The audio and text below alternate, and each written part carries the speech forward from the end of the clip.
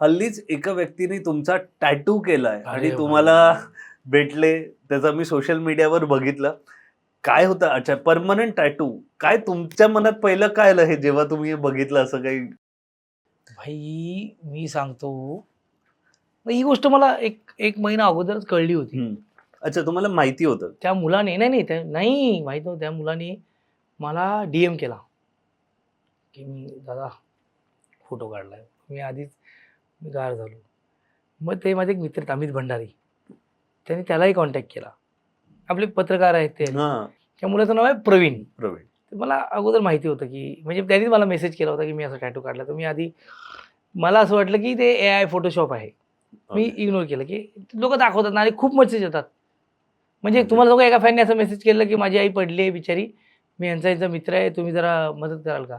तर ते जे मित्र होते आमच्या ओळखीचे होते, मी त्याला फोन करून बघितलं, "बघ रे काय मदत होते का?" तर त्याने सांगितलं, "सर त्याची आई पडून ना 3 वर्ष झाली." त्याने एक फोटो काढून ठेवला आहे, जो पाठवतो तो अशा कलाकारांना आणि कलाकारांना येतात असे मेसेज.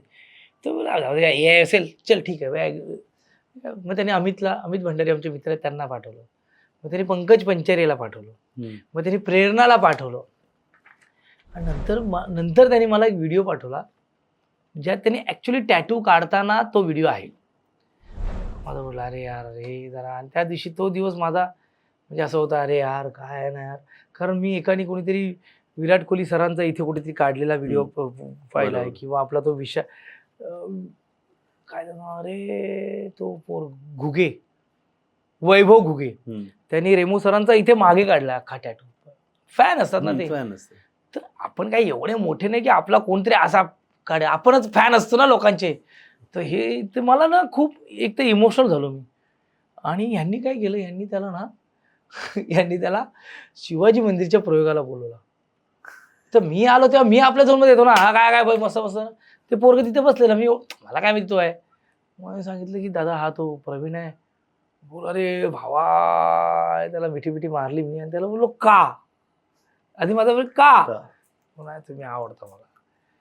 म्हटलं हे असं प्रेम माझ्यासाठी म्हणजे माहिती नाही. म्हणजे मी त्या पात्रतेचा आहे, मी तेवढं अचीव्ह केलंय, नाही केलंय. पण मला त्या मुलाचं अप्रूप वाटलं आणि मला म्हणजे असं कोणतरी आपलं प्रेम करतंय हे जरा एवढं केलंय का आपण? असा एक प्रश्न मलाच की ते हं. मेड अप नाहीये. ते काय कुठल्यातरी मीडिया ॲक्टिव्हिटीसाठी कोणातरी बाबा केलंय पेड काय? प्रमोशन नाही, वगैरे नाही असं काय? काहीच नाही. आपण कुठे पेड प्रमोशन सर त्या पोरा बिचाऱ्याला हात हे करा. प्रवीण थँक यू यार.